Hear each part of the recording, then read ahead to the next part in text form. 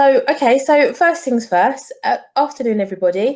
My name is Gabby and I am a higher education liaison officer for Study Hire, and I am one of 5 people who have helped organise this first collaborative teacher advisor session today. Colleen is also here, who is one of the colleagues that have helped today. So, and hopefully the others might join us later on.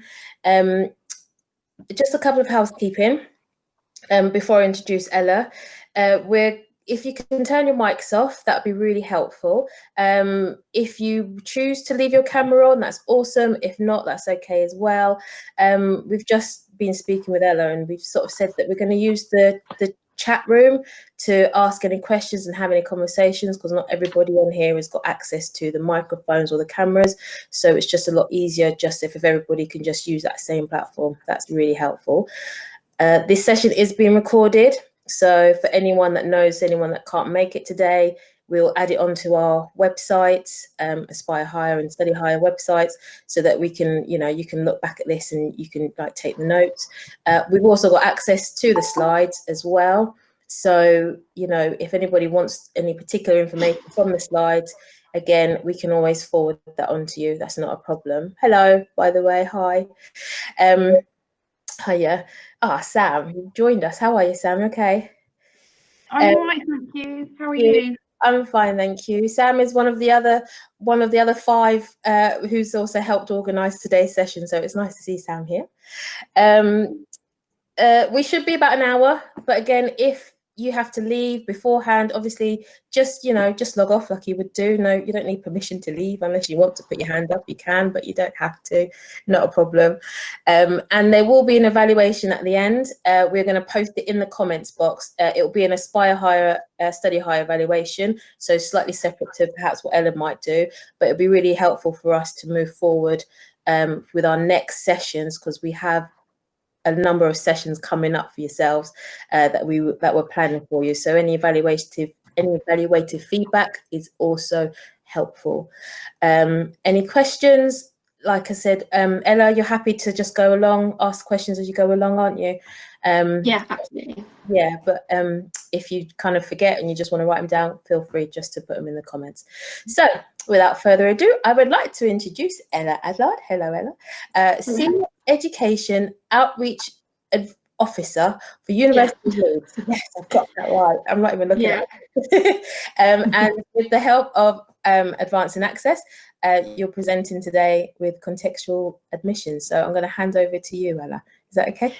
Yeah, perfect. Thank you. So just to start with, guys, could you let me know, in the chat, what your roles are? So I know that most of you work for Uni Connect, but some of you teachers as well. So we at Leeds, we have Uni Connect or NCOP, and I sit with them. So that's really interesting. So I sort of know the team in Leeds quite well. I don't know if you guys know them at all, but a teacher, yeah, lovely. Thanks, Anne. Assistant head of sixth form, all the big dogs are here. Thanks, Kirsty.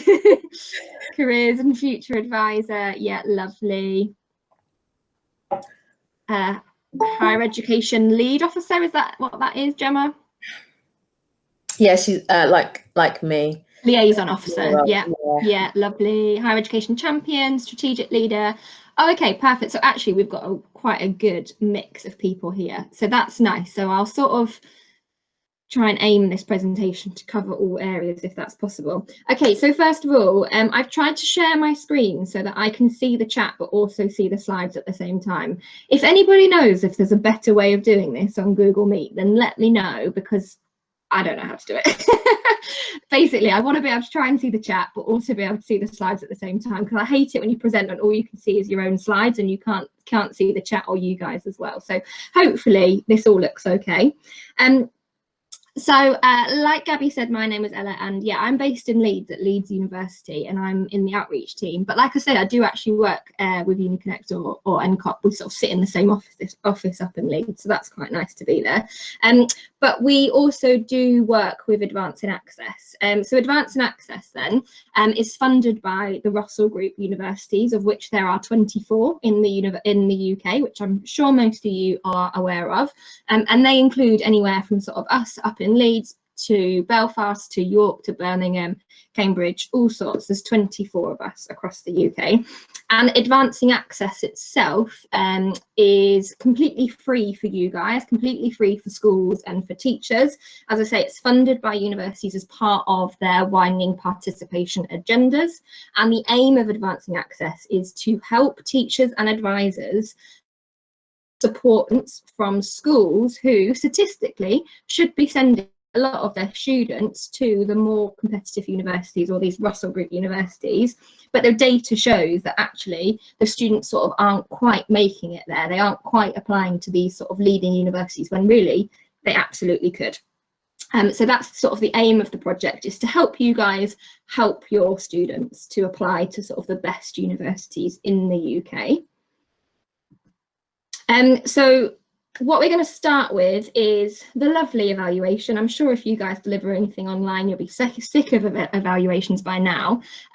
What's different here? Hang on, I might just need to stop presenting to try and copy it, because I don't think you guys will be able to click on it. Oh, bear with me 1 second, the joys of technology. What's going to happen here is I'm going to put the link to the evaluation in the chat, and you'll either be given automatically evaluation A or evaluation B. It will say at the top of the website which evaluation you've been given. Just make a note of which one you're doing, because you want to do the opposite one at the end. Get your, I know, brains working on a Tuesday afternoon. It's hard work. But yeah, I'll just copy that for you. 1 second, if I can work out how to stop presenting. Goodness me. Here we go. Okay. Coming your way now in the chat. So if you click on here, and I'll just copy and paste that into your URL. That looks like it's not worked. Goodness me. It's worked. Oh, it's worked. Perfect. Yeah, if you copy that into your URL of your internet, then it will come up with either evaluation A or evaluation B. And if you just complete that really quickly, and then, as I say, at the end, you'll complete the opposite one. So just make a note of which one it was that you've done, and then we'll carry on. This is Advancing Access, by the way, trying to evaluate the effectiveness of these activities. So once you've finished with that, just let me know in the chat how you've got on, and I'll start presenting again. Okay, maybe it might not have worked. The link might not have worked.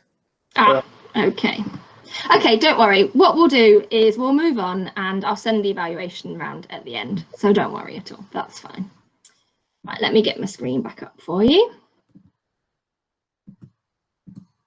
There we go. So we're back here. Lovely. Okay, so what we're going to chat a little bit about today is understanding the WP, or widening participation agenda. I'm sure you guys are aware of it, especially working sort of within UniConnect. You get this term WP thrown about quite a lot. But if you're coming from a school perspective, we'll find out in a bit, but you guys tend to talk a bit more about sort of pupil premium and those sorts of terms. So the data sort of doesn't match, unhelpfully. So we'll talk about that and address that a little bit. We'll talk about the measures of disadvantage and what it means to be disadvantaged, but in a university setting rather than in a school setting. We'll talk a bit about understanding contextual admissions processes, and then how you can use those processes to support your students or support your schools to sort of access the more competitive unis. So we have got bits of interactivity, as I say, so we're going to use the chat, but if you've got any questions at all, then just pop them in the chat, and I'm happy to answer them as we go along.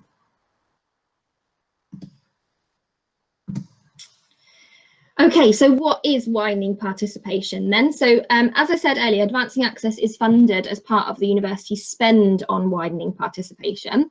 WP, or widening participation, has traditionally been about supporting those from underrepresented groups or backgrounds to progress to university.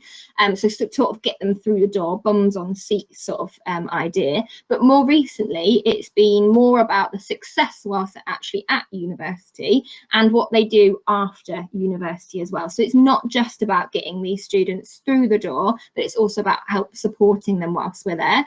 At Leeds, we've got what we call the Plus programme, and that is direct support for those students who we class as disadvantaged, and we help them with things like university prep, so to help them hit the ground running when they get it, when they start with us. We help them get jobs, we help them with skills, all sorts of things like that. So like I say, it's about supporting students throughout the whole cycle of being at university rather than just getting them in.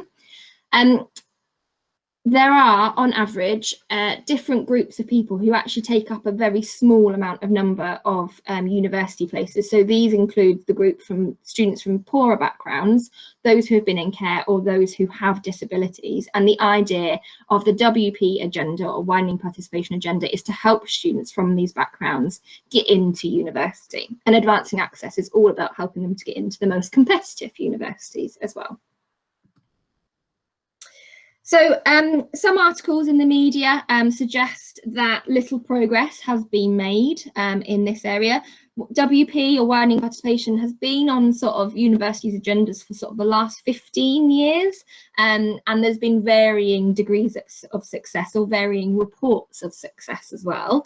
Whereas other articles say that lots of students from disadvantaged backgrounds are getting to university. So there's sort of mixed messages out there, and universities are going to try and portray their data in the best way possible, whereas other sources are not quite so nice. So what's the real answer then? Well, this graph here, this is really interesting. So FSM stands for free school meals, and that is sort of one of the levels of disadvantage that schools use. So we've got this free school meals and this non-free school meal distinction between students.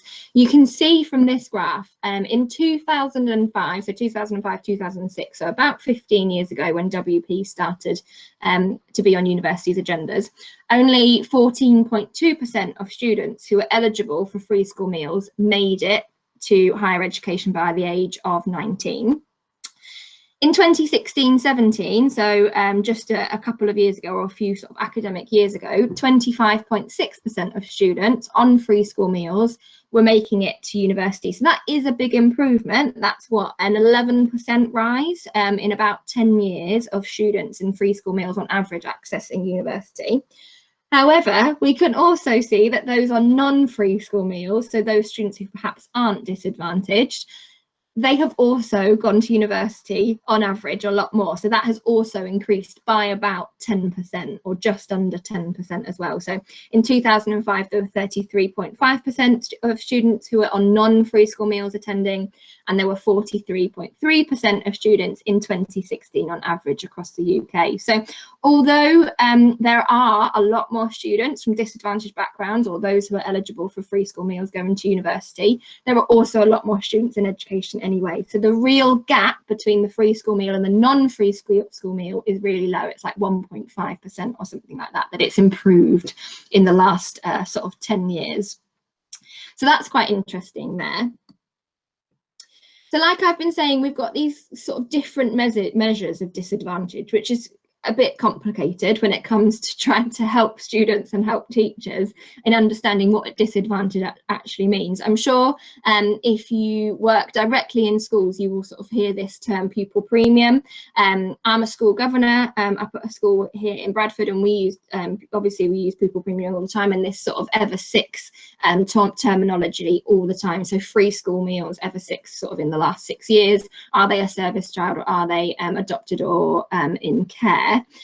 Whereas universities, however, don't really use this sort of language or this sort of data. Universities use different levels of disadvantage, which is not ever so helpful, but they use this term polar. So UniConnect guys, I'm sure you are aware of this, but this is sort of more geographical rather than individual. So it's based on the participation rate of the area of which the pupil lives, so participation in higher education, of where they live, rather than on the individual themselves, if that makes sense. So there are sort of different terminologies that universities and which school use, but basically they kind of mean the same thing. Students who are from disadvantaged backgrounds who eventually make it to higher education. Okay, so next one here. I've done my homework here and I've had a little look at some of your areas. Now, I appreciate that you guys are coming from all over the place, Northamptonshire and Northamptonshire? No, something beginning with N. Northamptonshire, yeah. I've got family who live in Northamptonshire, so I know it's around there, but I just had a block then.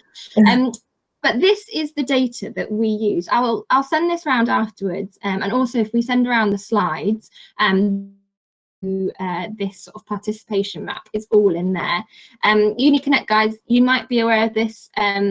Teachers, if you're involved in sort of the admissions policies or admissions to university side of things, you might be aware of this already, but it's really useful to see what areas you guys work in and to see the level of disadvantage sort of face to face. So this polar 4 is the geographical measure of how many students in a particular area make it to higher education at the age of 19. Quintile 1 are the low areas. So the ones in sort of red and pink are the areas of low participation in HE. And it's the type of students that contextual admissions want to work more with. So universities, through their widening participation agenda, want to work with students from these Quintile 1, Polar 4 areas sort of on a map. I'll apologise in advance, the map and the website is absolutely useless. It took me about half an hour to try and download this from. It's really, really slow, but it is really interesting. And you can zoom right in on here and see which areas have low participation rates for you guys in your particular area. The website is, I've got it here, one sec. Office for Students, map of young participation area. Is that one. Gabby said we'll share the slides around afterwards and you'll be able to click on the link in the slides, but if you do want to have a quick look now, yeah, it's Office for Students, map of young participation areas, and then the data that we use is Polar 4 quintile. Lovely. So you can see here, yeah, just sort of north of Oxford, you've got quite a low area of participation, and then north east as well, and then directly north as well. So I know, so, Gabby, you're based in OX2 or something. Is your postcode? I'm as a liaison officer, I'm based in Milton Keynes, but as a study hire project, we are quite wide and fast. So as a snapshot, it's quite good and useful anyway. So thank you.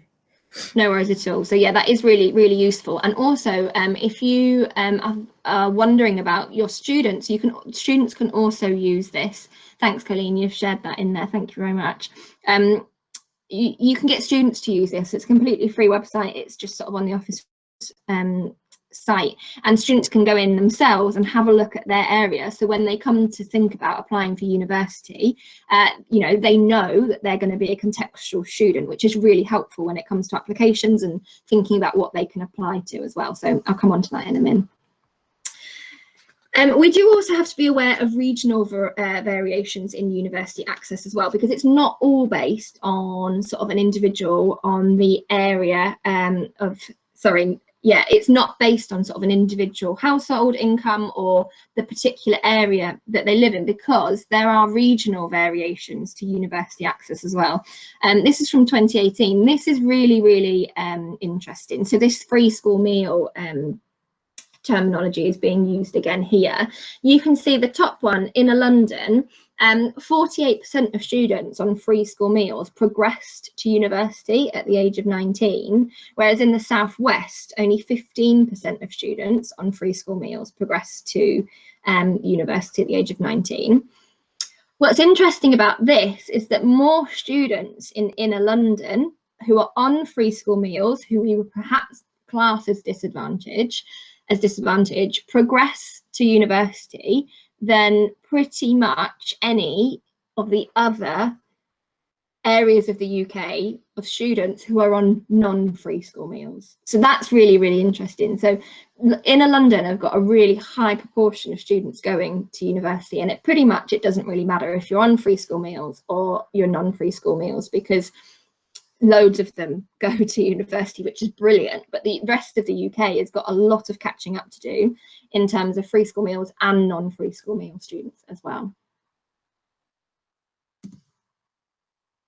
Okay, so the contextual admissions process then. So I'm sure you are aware of what a traditional admissions process looks like, and this tends to take into account predicted or actual performance in examinations, everything that's gone up in the air, completely up in the air this year due to COVID and sort of grades and that sort of thing. But traditionally, applications to university are based on the student's performance.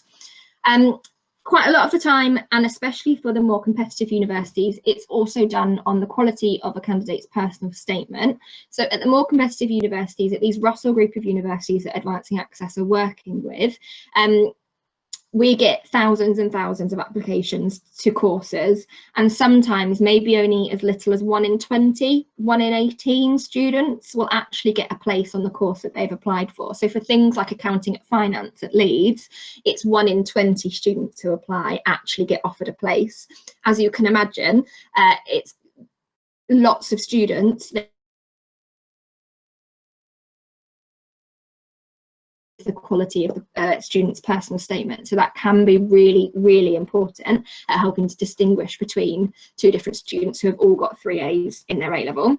The teacher's reference as well is looked at really in depth at the Russell Group universities, because again it is so competitive and we really rely on teacher's reference for an accurate sort of portrayal of that individual. And then, of course, sometimes students are invited to interview or to deliver a performance or to give a portfolio, perhaps if they're applying for art and that sort of thing.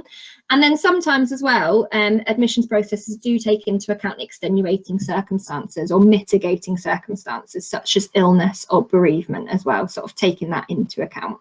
So that's sort of the traditional process. The contextual process basically is that, but takes in so much more data and a lot more sort of personal information on that individual.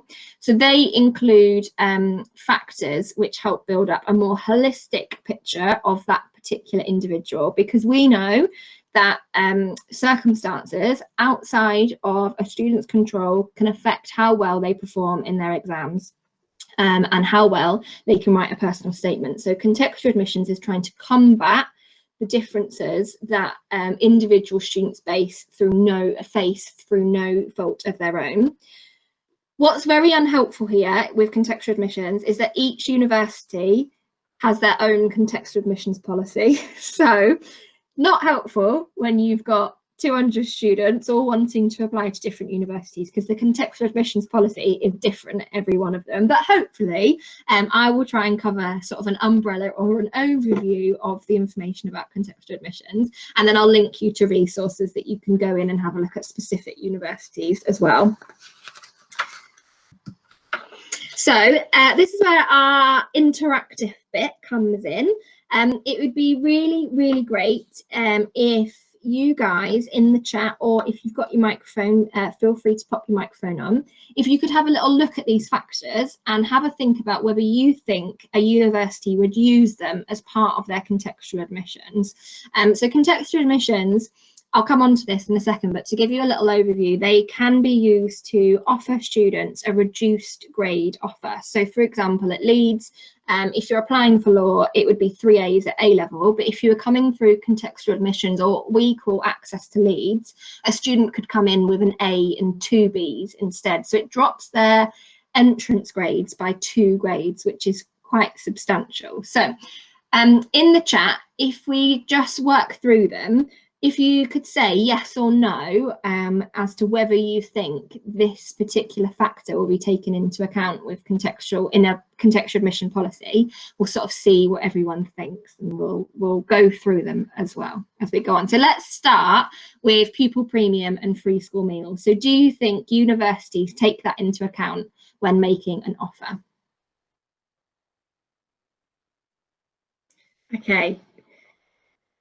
So that is really, really interesting. You've all said yes, that universities do take that into account.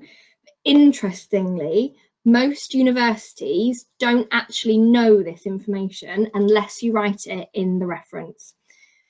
So this is what I was saying about how universities quite often use different measures of disadvantage. So schools use pupil premium and free school meals as one sort of bit of evidence, but universities use this polar data or the postcode area as a level of disadvantage. So it's not technically known in the application unless it is written by you guys, because the universities just don't see that bit of it, if that makes sense. So they do see polar and postcode information.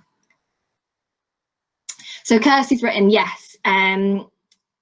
It's should you write it in the application? Yes, absolutely. So you can write it in the reference, so you can confirm that a student is eligible for free school meals, and the LPN or the progression neighbourhood, so this polar data, you can absolutely confirm that in a reference, and I'll come on to that in a little bit because that is really helpful.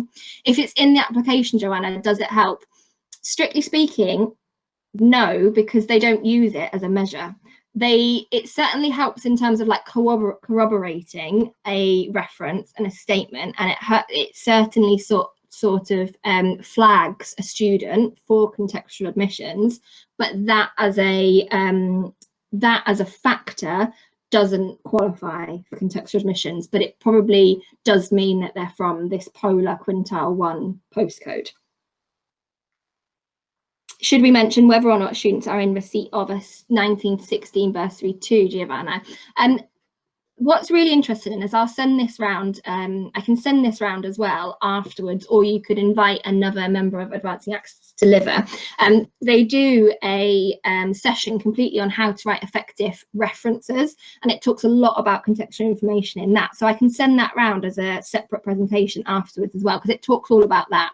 Basically, anything that you guys can do as referees to corroborate a student's contextual admission sort of background is really, really helpful in helping students be flagged for the contextual admissions process. And then the universities sort of use their own measures and their own data for evaluating whether they are actually eligible for it.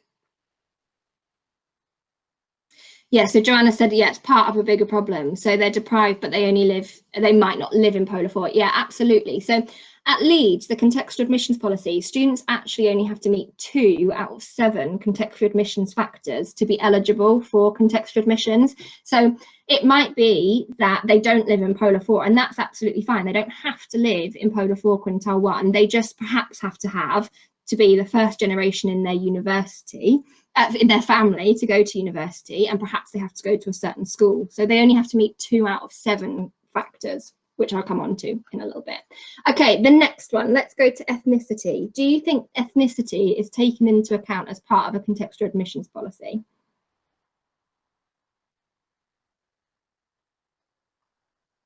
Ethnicity, yes. No, yes. Oh, a real mixed picture. Love it. If they're told, Anne, yeah, pretty much nail on the head there. Again, universities don't know this information explicitly on the application. It's hidden. It's part of data policy precautions. Oh, my brain, what's it called? Universities don't know ethnicity to start with as part of an application, so it's not used. Nope. Okay, next one, illness. Do you think this is contextual information that universities should be aware of?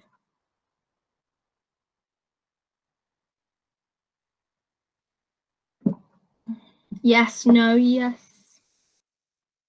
Again, a real mixed picture. So illness itself then, in and of itself, is not considered to be contextual. It can be considered as a mitigating circumstance. So, for example, you know, if a student was admitted to hospital and they couldn't complete their exams, then that can be considered as a mitigating circumstance, but it's not a contextual circumstance. So they might not be eligible for sort of the whole contextual admissions process, if that makes sense. However, we do know that there's a fine line between general sort of illness and a disability. And if a disability really affects a student's performance in their final grades, then this sometimes can be used as a contextual factor. I've just given you the answer to that one, but there you go, that's that one. Okay, so being in care, do we think that's a contextual factor?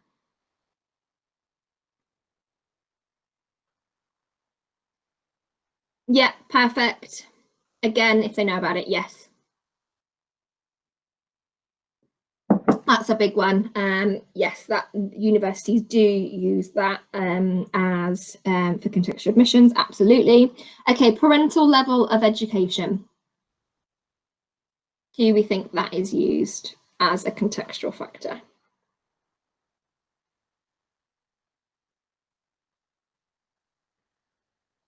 If they know, no, yes, yes, if they know.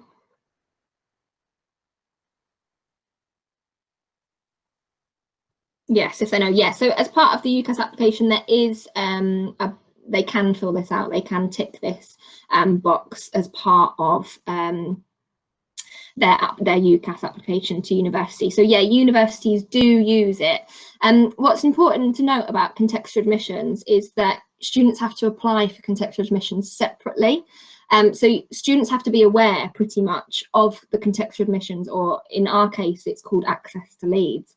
Students have to be aware of contextual admissions to be able to apply for it.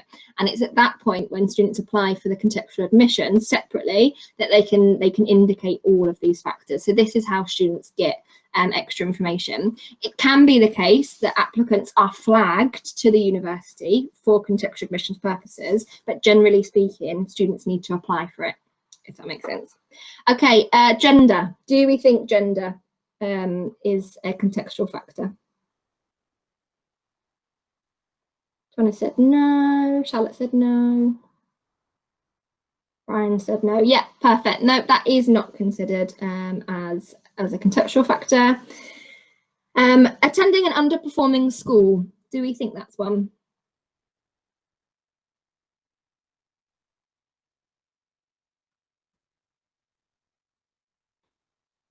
Underperforming school, no. And yes, progress 8 scores, yes, yes, yes. Again, a bit of a mixed picture.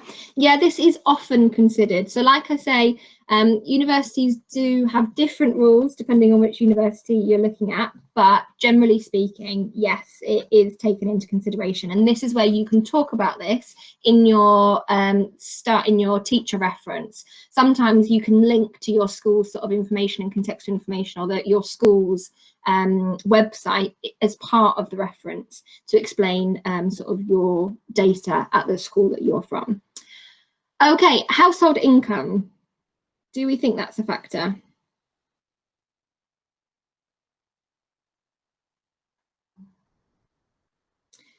Income, no. A few people saying yes.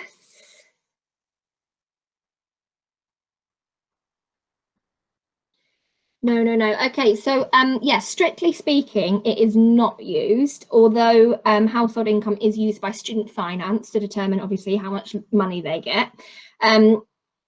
But the individual household income is not known, but the general postcode income is known. So you might have heard of IMD scores or ACON scores before, and that is the income of a particular area. So again, it's based on this area, on this postcode, rather than on the individual household. So technically speaking, no, it's not used, but it is kind of taken into consideration in terms of the area that the student lives in. Okay, participation in outreach schemes. Do you think that can be used as a contextual factor? So this might be something like Reach for Excellence you may have heard of, or the Sutton Trust Pathways programs like Pathways to Law, yep, Study Higher, and those sorts of things. Do you think that can be used?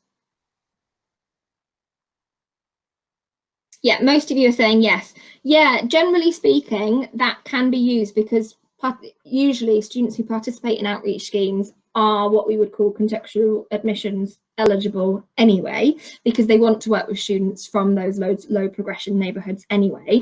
But you just have to be careful because sometimes the contextual admissions or the sort of lower grades offer is not transferable between universities. So I know at Leeds, we offer Pathways to Law at Leeds, which gives you a reduced grade, but it doesn't always mean that you can apply for other universities with a reduced grade. So you do just have to be careful with that as well.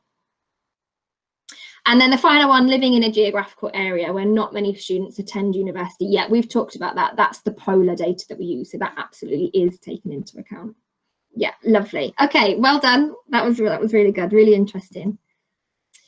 So the Sutton Trust, who are a big social mobility charity, which I'm sure most of you have heard of, based down in London, they have split contextual factors into 4 sort of main categories. The first one is the individual. So are they the first generation in their family to go to university? Are they in care? Are they a carer? Do they have a disability? Are they an asylum seeker? Are they a traveller? All those sorts of things are taken into account from sort of an individual level. The area level, which is taken into account by universities, this is the postcode thing, so the ACON, IMD and the Polar 4 data of where that student lives. You've then got your school information or your school level, so what's the attainment at Key Stage 4 or Key Stage 5, the type of school that they go to. So obviously if you go to a private school, you're probably not going to be eligible for contextual admissions unless you're attending on a scholarship or a bursary. What's the general progression rate? Ella Adlard, service children considered under the individual level. I don't think they are taken into account for contextual admissions.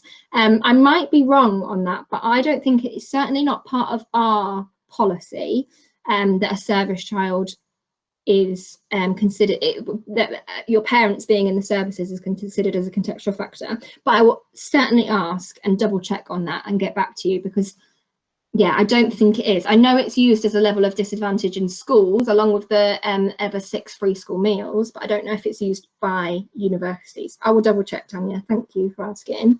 And then finally is the participation outreach schools. So in outreach, so the summer schools or Pathways to Law or Reach for Excellence, those sorts of things. Okay. Oh, my mouse has gone funny. There we go. Yes.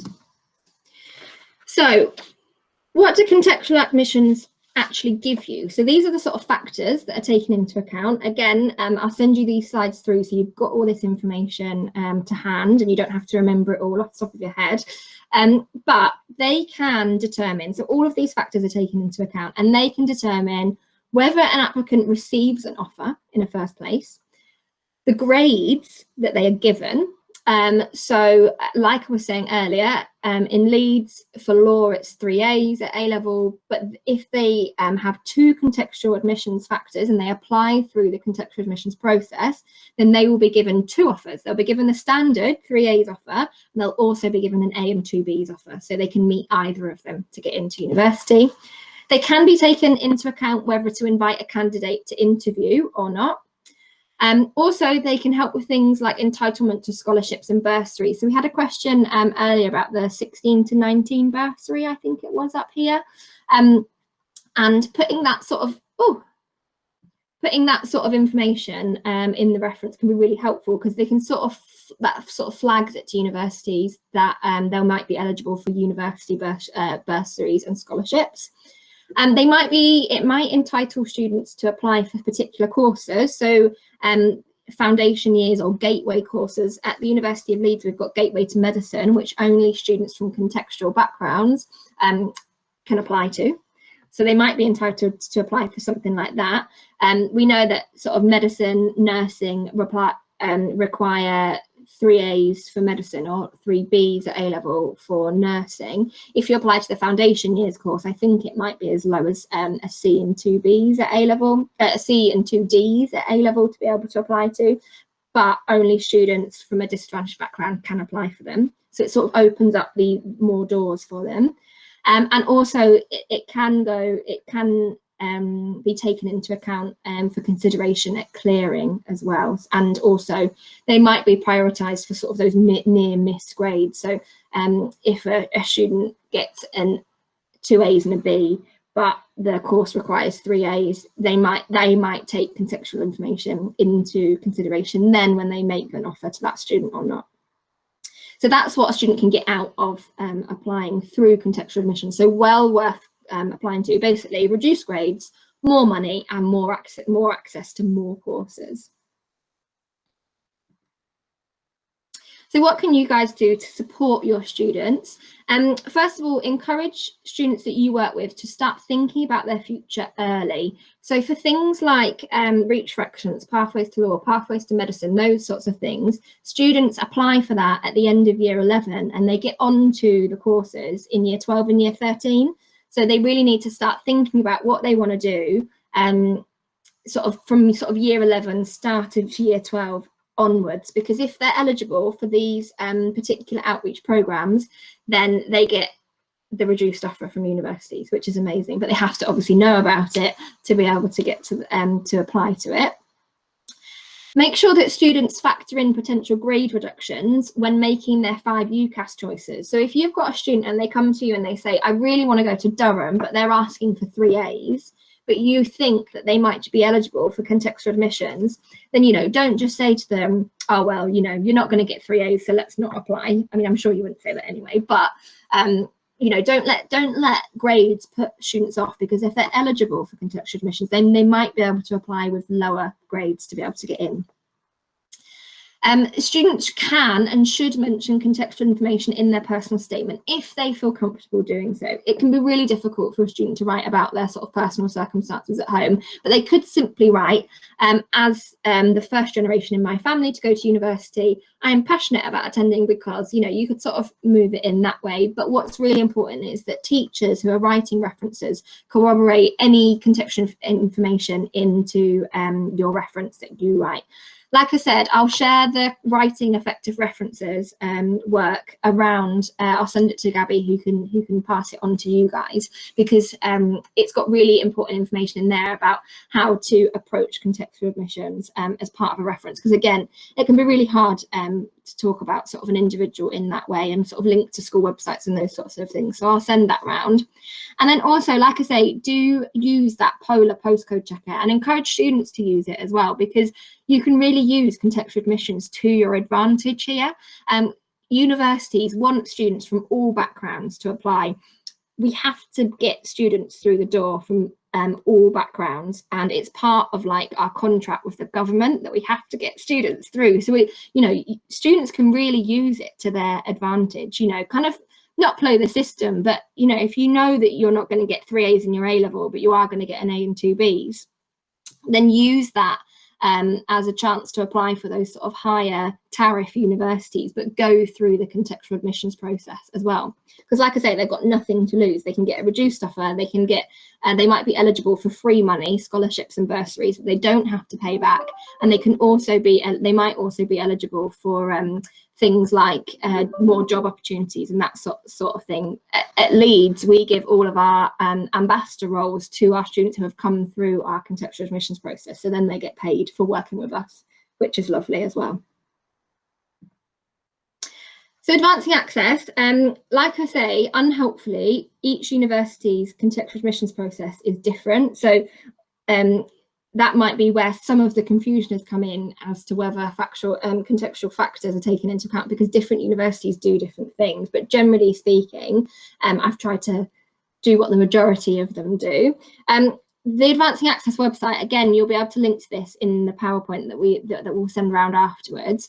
Advancing Access have completed a table of all of the contextual admissions information for all of the 24 Russell Group universities. So if you wanted to go in and have a look with your student for Durham University, for example, what their contextual admissions process is and whether they could apply for that course that they were unsure of whether they'd get the grades for, it's all written here and you can go in and have a little look at that. Again, I will link it round afterwards.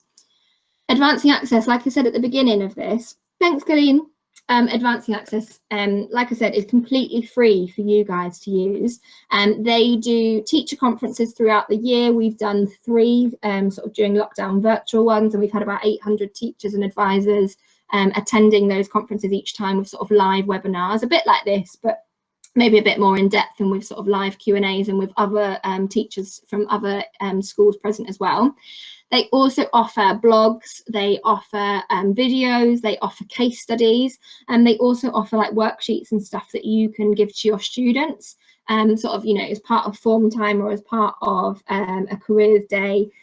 You can go in and have a look, and they've got sort of lesson plans and stuff like that that you can use on there. And again, it is completely free for you guys to use. So it's a really great resource. So I think the next bit is, oh yeah, there's some questions. So you very kindly sent a couple of questions through sort of before the session, and one of them was, how much of the contextual info do students need to put in themselves, and how much should be down to you guys in the references? And I asked our contextual admissions team this, and this was their answer. They said the student should identify all of the criteria they meet and elaborate where necessary. So for example, if they're the first person in their first generation in their family to go to university, then they should try and talk about that in the application, but again, only if they feel confident in doing so. If the criteria is quantifiable, then no elaboration is required. So for example, they don't need to write that they come from a polar 4 quintile 1 area, because we can get that information from the postcode that they put down on their application. It says that the tutor is required to tick boxes to confirm that the data the student has provided is accurate to the best of their knowledge, and they may wish to add supporting statements to the reference. So yeah, absolutely. It's really important to sort of note these things down. If we don't know the information, then we can't put students through for the contextual admission stuff. So it's really important that students put down as much information as they feel comfortable in sharing. The second question, this was a really good one, and it was, when students are offered lower grade admissions, does that mean that the grades asked for other students are not actually what is required, or will the contextual offer students get extra tuition to bring them up to par?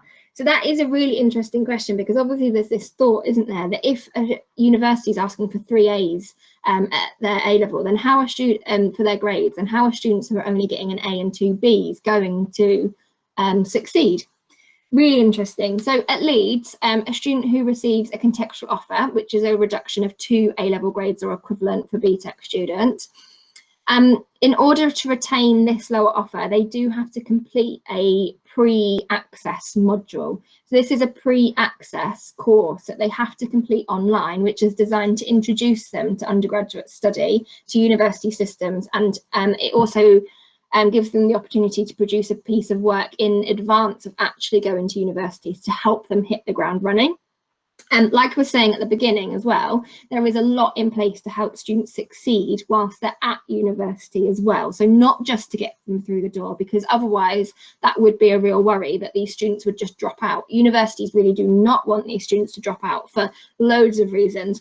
One, the individual, it's really bad for an individual to come to a university and feel like, you know, they've got imposter syndrome and that they shouldn't be there, because then they're going to drop out and it's going to be a really bad impact on them as an individual. But also it looks really bad on universities. If we get all these students through the door and then we have a huge non-continuation or dropout rate, that looks really bad on us as well.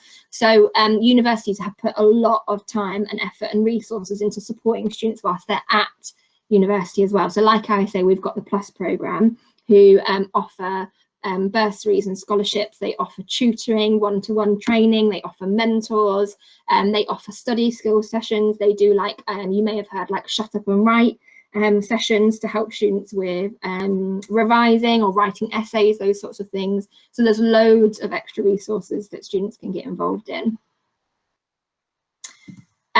Okay, so that is it. The evaluation didn't work, unfortunately, but that's fine. I'll send it around afterwards. But do you have any more questions? I think we've got about 10 minutes before we go. So if you've got any questions, feel free to ask. I'll stop sharing my screen so then I can see you guys a bit better as well.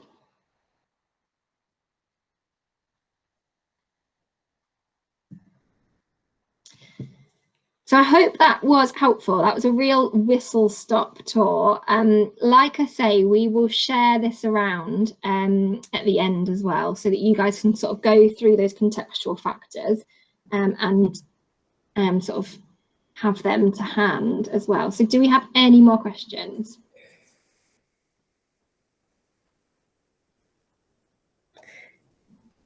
Joanna, I said, oh, hold on. Yeah, will do.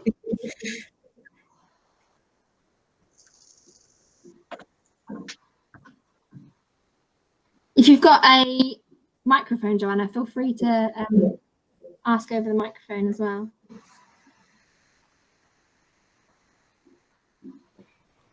Right, can you hear me? I can, yes, hi. Much easier than typing it. You said that the student needs to apply for a contextual offer. So they'll need to know in advance that they're ticking some of the boxes.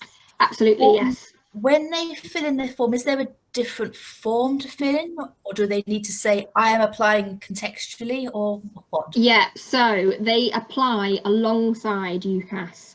So it's usually the similar sort of deadline to UCAS for contextual admissions policy. So what we say to students is they think about which universities they want to go to, make their 5 choices of which universities they want to go to, and then obviously you choose your firm choice and your insurance choice, and through those 2 universities they would usually apply for contextual admissions if they are eligible for it, of course. So they apply for contextual admissions in line with UCAS. So January 15th deadline, they apply around that sort of time, and they apply to the universities that they really want to go to. So they could apply for contextual admissions for all 5 of their choices if they want to, but if they sort of know which university they want to go to, then obviously just apply through those ones. What usually happens is that it used to be the case that students have to mark the university as their firm choice to be able to then get the offer, but that's kind of changing a bit now, and universities are sort of having different policies on that. But yeah, students have to be aware of contextual admissions to be able to apply for it. Like I say, some universities pick it up in the application, and they might sort of say to the student, are you aware that you can apply for contextual admissions? But it's very much done on the individual. So the students absolutely need to be aware of the process to be able to apply for it and to get the benefit out of it as well. Thank you. No worries. Hi, I just wanted to add before people ask more questions, because we're rounding up, that I have put in the chat a form which is for our evaluation, and Aspire Higher and Study Higher are doing a series of these webinars. Our next one is the 8th of December on student finance, and we have someone from Student Finance England presenting on that. So by all means, let us know if you're interested and we can sign you up to that. And obviously we're extremely grateful to Ella for her presentation today, and of course there's more opportunities to ask her questions, but please do not be surprised that you'll receive an email asking for feedback, because we very much appreciate it, and this helps us deliver the kind of webinars that you would like. Thanks. Thanks, Colleen. Ella, are you okay to share your email address just in case anyone has any other questions at the end? Yeah, absolutely. I will pop it in the chat for you. And so, yeah, feel free to get in touch with me on there. That's absolutely fine.